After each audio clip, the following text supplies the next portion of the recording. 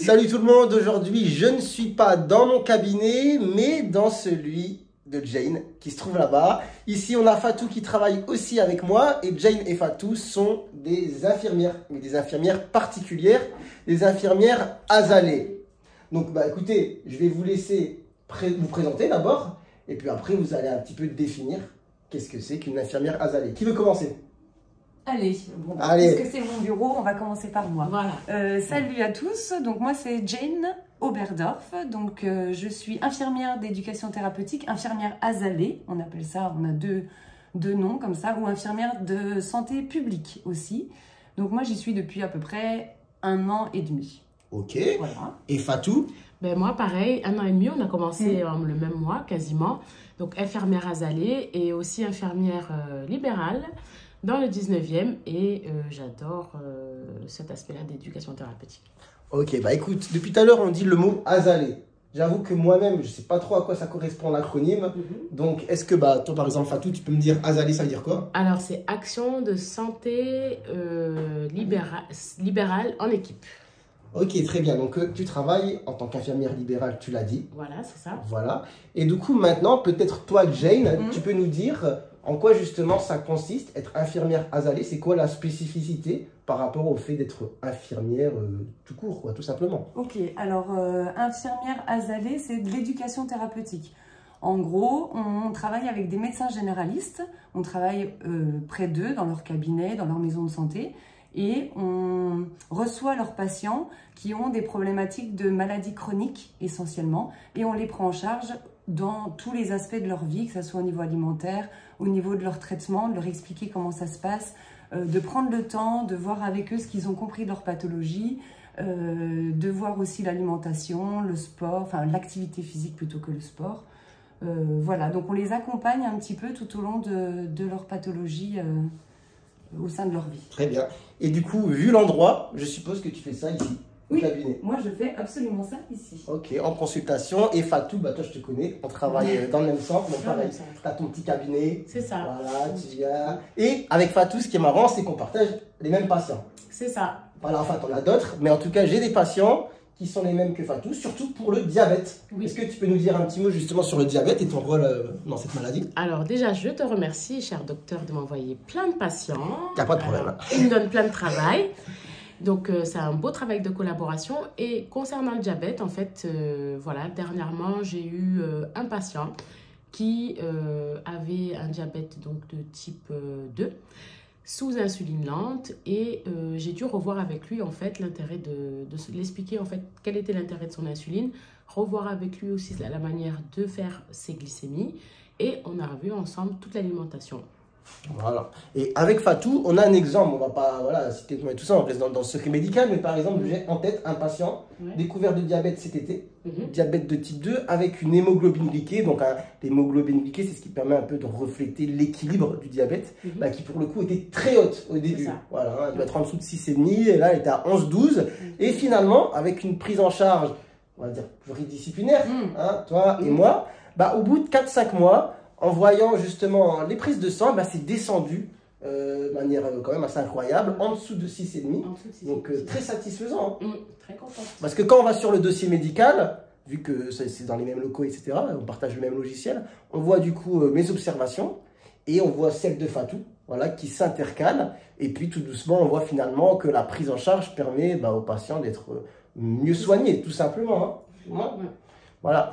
Et du coup, justement, petite question, parce que peut-être qu'il y a aussi des infirmières qui regardent la vidéo. Comment on devient infirmière azalée? Peut-être que Jane, tu peux nous dire un petit peu. Alors, comment devenir infirmière azalée? Alors, c'est simple, mais c'est un peu complexe aussi, non? Mais en fait, déjà, il faut quelques années d'expérience. Oui, il faut 5 ans. Voilà, 5 ans. 5 ans d'exercice. Ah ouais, 5 ans quand même en tant qu'infirmière à l'hôpital ou en libéral. Ouais, c'est peu ça. importe. Ok. Et il faut en fait qu'il y ait du besoin dans un centre de santé. Oui. Et qu'il y ait aussi des médecins avec lesquels on peut travailler Et selon le nombre de médecins qu'il y a, ben, ça détermine notre temps de travail. Oui. D'accord, mais en tout cas, toi Jane, ici, on est dans une maison de santé professionnelle, donc c'est des libéraux qui travaillent ici. Voilà, c'est ça. Voilà. J'ai 6 médecins généralistes avec qui je travaille, et donc en gros, ça me fait un temps plein. D'accord. Et puis toi, Fatou, le centre où tu travailles, là, c'est salarié plutôt. Ah, elle n'était pas concentrée, on l'a vu. Elle regardait son portable. Allez, mets le silencieux, mets le silencieux. On met silencieux pour mieux faire un truc. Voilà, merci. Voilà, ce ne sera pas coupé, hein, je te le dis tout de suite. Je sais. Donc, du coup, toi, t'es pas, voilà, quand tu es azalée, tu n'es pas libérale en tout cas. Voilà, quand je suis azalée, je ne suis pas libérale. On n'est pas du tout dans le soin. On est vraiment dans l'écoute active, éducation thérapeutique. Et un aspect important, c'est qu'on a des temps de consultation longs, environ 45 minutes. Ok, très bien. Mais là, du coup, vous n'avez pas, quand j'ai posé la question comment on devient infirmière azalée, moi je parlais plutôt, non, mais même formation. Est-ce que y a un diplôme, il y a des années de formation, ça marche comment pour devenir infirmière azalée? Alors non, il n'y a pas de diplôme en plus, mais il y a des formations d'éducation thérapeutique, donc c'est 40 heures d'éducation thérapeutique. On a des formations accueil aussi, où on nous explique qu'est-ce que azalée, comment on va travailler, le logiciel azalée aussi qui est juste derrière moi là. Voilà. On travaille aussi comment on va travailler en collaboration, quels patients on peut accueillir aussi en pathologie chronique. Voilà, grosso modo c'est ça. En fait, la formation de départ, elle est sur 3 jours. Où en fait il revoit avec nous les différentes pathologies qu'on a amené à voir. Et il y a aussi quelque chose de particulier qu'on fait, c'est la spirométrie, pour qu'ensuite les médecins l'interprètent. Donc là, ils nous forment en fait sur comment faire la spirométrie chez les patients. Du coup, on va revenir sur les pathologies sur lesquelles vous vous arrêtez, on va dire, le plus souvent pour l'éducation thérapeutique. Donc, par exemple, Jane, c'est quoi que tu vois le plus souvent? Moi, je fais beaucoup de sevrage tabac. Beaucoup. Alors, souvent, je fais des actions aussi autour du mois sans tabac. Et puis après, toute l'année, je prends en charge le mois sans tabac, et donc, enfin, les sevrages tabac des patients. Je fais aussi beaucoup de diabète de type 2. Tous les problèmes cardiovasculaires aussi, avec les patients qui ont des triglycérides un peu élevés, ou le cholestérol élevé, ou de l'obésité. Voilà, tout ça, c'est des choses sur lesquelles, avec qui je travaille. Et toi, c'est à peu près pareil, Fatou? Pareil, oui. J'ai beaucoup de patients diabétiques actuellement et sevrage tabac aussi. Voilà. Et du coup, est-ce que vous trouvez finalement que ça a permis justement d'enrichir votre pratique? Je suppose que oui. Enfin, dites-moi un petit peu ce que vous en pensez. Oui, énormément. Hein. Moi, en termes d'écoute, et en fait, ça permet c'est enrichissant. Parce que, par exemple, un patient qui est en prédiabète, grâce à notre intervention, il a la possibilité de voir régresser en fait, son hémoglobine glyquée et sa glycémie. Et aussi d'empêcher d'arriver à un traitement sous insuline ou autre. Oui, et puis je suppose que comme toi tu es infirmière libérale, que tu fais beaucoup de visites, ça te change aussi d'être parfois posé au cabinet, de faire de la consulte. Voilà, ça me change. C'est pour les poser. Et puis question, du coup, souvent quand on est infirmière et qu'on travaille en ville, on a aussi un exercice parfois isolé. Là, ça vous permet aussi de travailler avec d'autres professionnels. Oui. Ça, directement, on va dire. Il y a vraiment un échange, etc.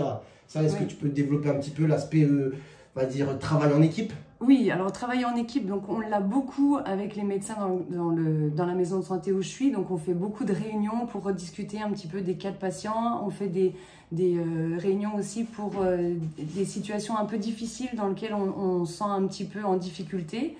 Et puis aussi, ce qui est très bien chez azalée, c'est qu'on a aussi des réunions en équipe avec des réunions de secteur. Donc c'est toutes les 6 semaines. Elle est encore sur son portable? Non, pas du tout. Pas du tout.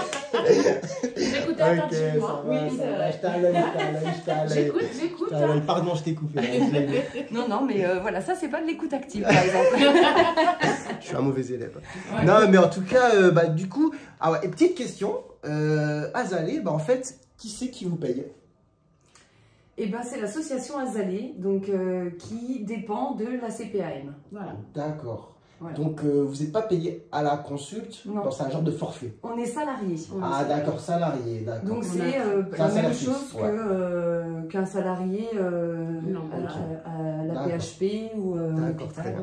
Voilà, certains sont à plein temps, d'autres à mi-temps. Pour ma part, moi, je suis à mi-temps pour le moment. Jane, toi, tu es à plein temps? Moi, je suis à temps plein, oui. Voilà. D'accord. Donc, toi, temps plein Azalée, toi, mi-temps Azalée, plus une moitié libérale. Avec visite à domicile. Tout à fait. Voilà, ok, bah, je pense qu'on a quand même abordé pas mal de choses sur la question d'infirmière Azalée. Est-ce que vous avez un truc en tête que vous voulez dire que j'ai oublié d'évoquer? Peut-être parler des pathologies qu'on prend en charge. On l'a dit ici, diabète, sevrage tabac, t'as parlé des SMI. Ah, sevrage alcool aussi? Les troubles du sommeil, l'asthme.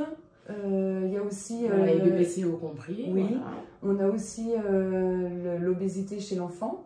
Et l'obésité chez l'adulte. Chez l'adulte aussi. Et les risques cardiovasculaires. Et on fait aussi les tests, les troubles cognitifs pour les personnes âgées aussi. Ça, c'est pas mal. C'est vrai que ça, c'est quelque chose de long à faire. Oui. Donc, c'est bien d'avoir un temps long de consultation dédié à ça. Et du coup, travailler avec une infirmière Azalée, c'est vachement pratique. D'ailleurs, on devrait en faire alors. Oui. Je savais pas que tu faisais ça. Hein. Ah si, je l'ai fait. Ah non, je savais pas. Du coup, bah maintenant, je vais t'envoyer les patients pour faire des mémesses alors. Voilà, c'est ça. Non, mais parce qu'avec Fatou, mais avec Fatou, c'est surtout le diabète. Hein. On a surtout des patients diabétiques en commun. Mais écoute, pour les troubles cognitifs, je savais pas. Et vous voyez, bah, c'est pratique en fait. Hein, parce qu'aujourd'hui, il y a tellement de demandes en termes de soins, de consultation, que quand on est médecin généraliste, c'est compliqué de tout faire sur les temps de consulte. Donc, avoir voilà, ce travail en équipe avec une infirmière qui peut prendre le temps aussi de faire des consultations un peu d'éducation thérapeutique ou pour dépister certaines choses, bah, franchement, c'est pas mal, hein, je trouve. En tout cas, moi, j'ai une bonne expérience du travail en équipe avec l'infirmière Azalée, avec Fatou en particulier. Voilà, je pense que c'est une bonne conclusion. C'est une bonne conclusion. Ce qu'on peut dire aussi, c'est qu'on peut avoir des ateliers collectifs aussi, où on peut aller chez des personnes qui ont des difficultés pour aller marcher, par exemple, on peut faire on peut aller marcher avec nos patients. On n'est pas tout le temps assis à notre bureau à discuter avec les patients de manière passive. Hein. On peut aussi se déplacer, aller faire de la marche avec nos patients, faire une remise en mouvement. On peut aller en supermarché avec eux, regarder les étiquettes de nourriture, de ce qu'on peut acheter. Sortie pédagogique. Oui, sortie pédagogique. Ça, on peut être aussi emmené à aller chez eux faire des ateliers culinaires. Oui, aussi. Tu as déjà fait ça? Non, pas encore, parce que j'ai l'impression que les patients aussi, aller chez eux pour les emmener à cuisiner, c'est un petit peu plus compliqué. C'est un peu compliqué, mais si ça se fait, franchement, il y a une vidéo à faire. Il y a une vidéo à faire, Ok, bah écoutez, je pense que là on a fait le tour. Ok. Une petite conclusion, non? On a tout dit? On peut dire au revoir? Oui. Bon, bah écoutez les gens, j'espère que cette vidéo vous aura été instructive. Elle vous aura peut-être plu. Si c'est le cas, n'hésitez pas à la liker, à commenter et à la partager.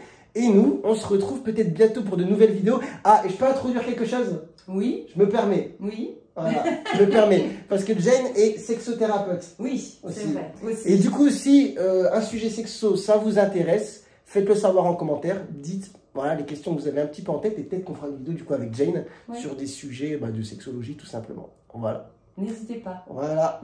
Allez, sur ce, on vous dit à très bientôt et on se retrouve pour de nouvelles vidéos. Allez, ciao, ciao. Ciao, ciao.